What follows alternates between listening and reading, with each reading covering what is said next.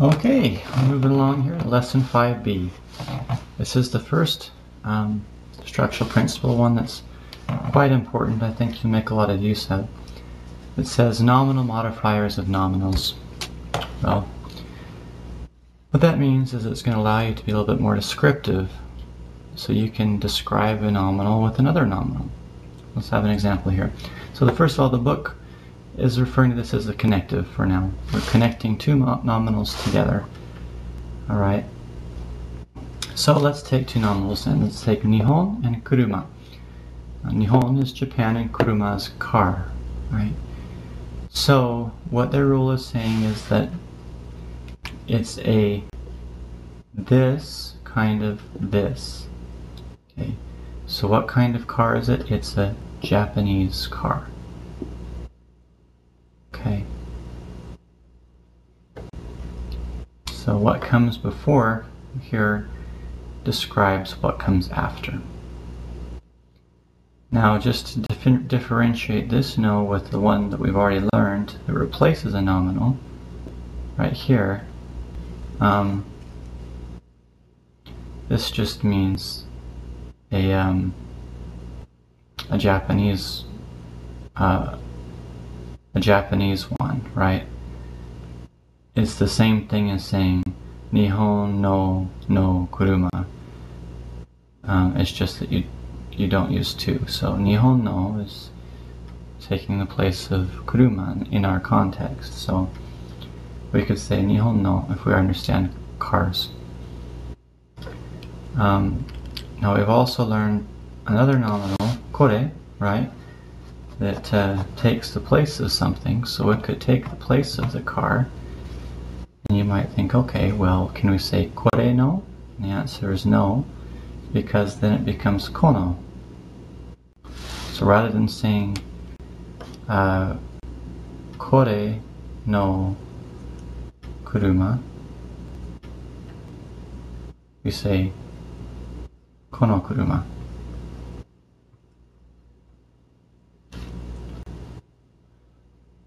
Okay, so that's where kono came from. Which makes sense if you think, because then this is what we used to call a prenominal, right? Or we guess we still can. A prenominal because it describes this nominal. Well, now you kind of know where it came from. So that's very helpful. Another example is something you could say, oh, we might say an American magazine. So, America no dashi. What if I said, let's see, what's an example? Sure. How about dare? Who?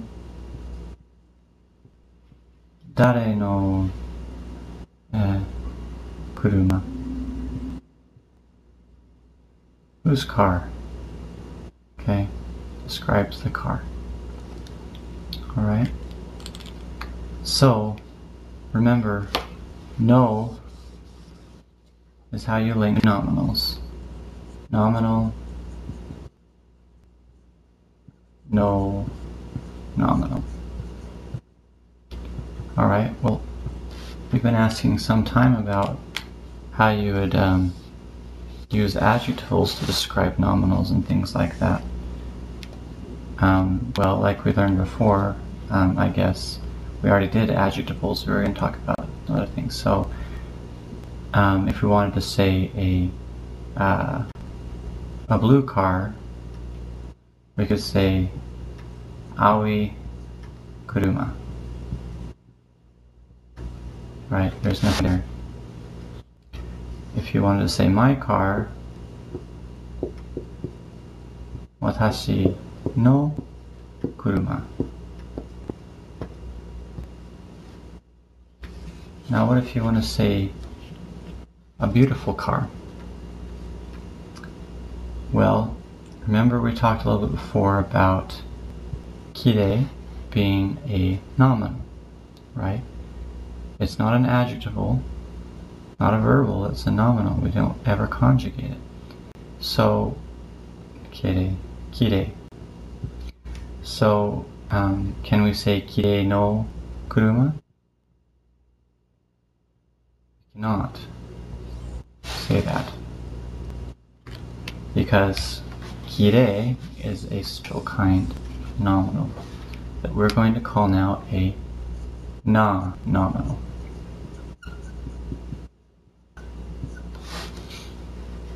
A na nominal doesn't stand by itself. Like before, we can't call something a kirei. Alright, kirei has to describe something else. But it's still a nominal because we don't conjugate it like we do other adjectivals like atarashi, right? That's an adjectival. We can convert that to atarashikata, for instance. It was new, right? So that's an adjectival. We can change it. Alright, but what about kirei? Well, if we do kirei na kuruma,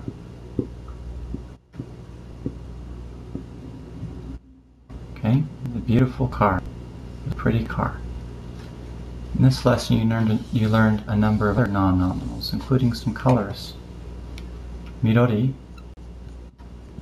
is green, right? But it's not an adjectival like aoi is.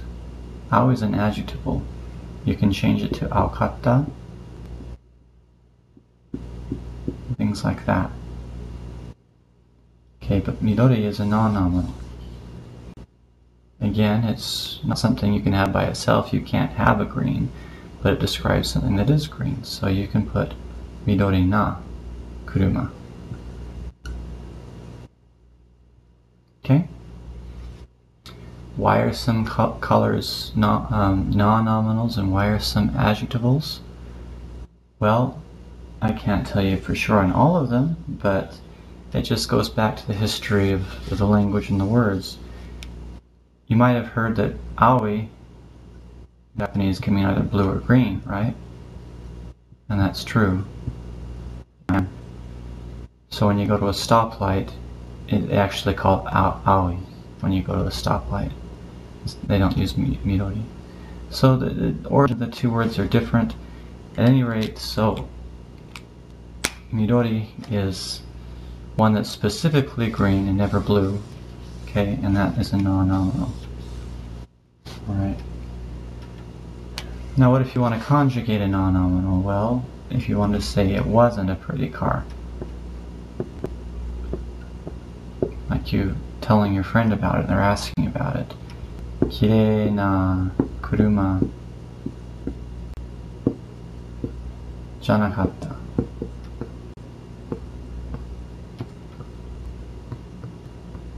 Okay, so just like other nominals, when you conjugate this one, you need to conjugate des, because the des will follow it.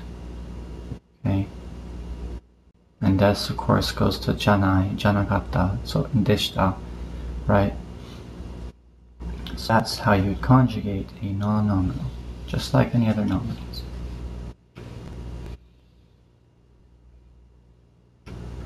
Why don't we make a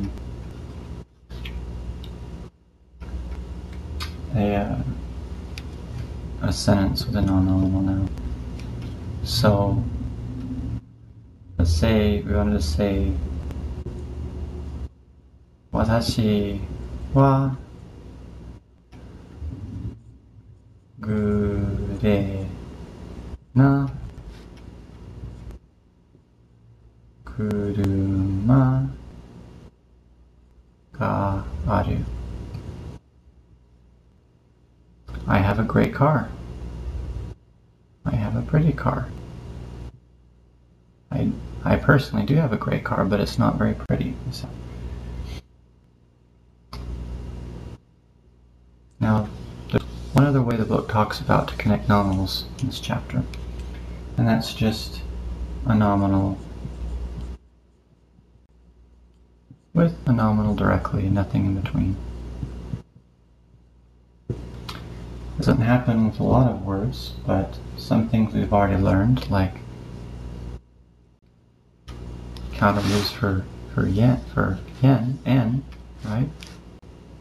200 yen, right? Or doru, 3 doru. See, they go together. Doru is a nominal, and so is san. So those can go together. Another one that can go together without na is the nominal onaji. Very common one. Okay. So remember, when you want to say the same book, onaji hon. Okay, it just goes straight together. Why is this a nominal? Well, it doesn't conjugate like an adjective or a verbal, and it's not a non-nominal. It's not a traditional nominal because you can't just have onaji by itself and have a meaning. It has to refer to something. But in the case of onaji, there's no na there. Okay, so that's one you're just going to have to memorize. And then of course you conjugate with des and so forth.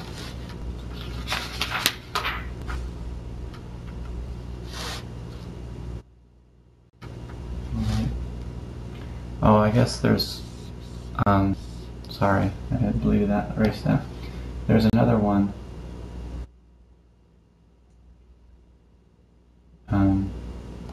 Which is a nominal plus a nominal pattern.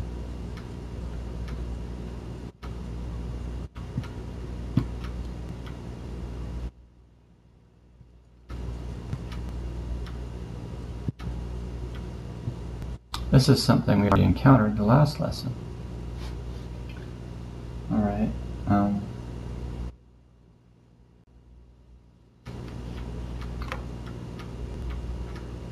For example, mo, skoshi, we already did, right?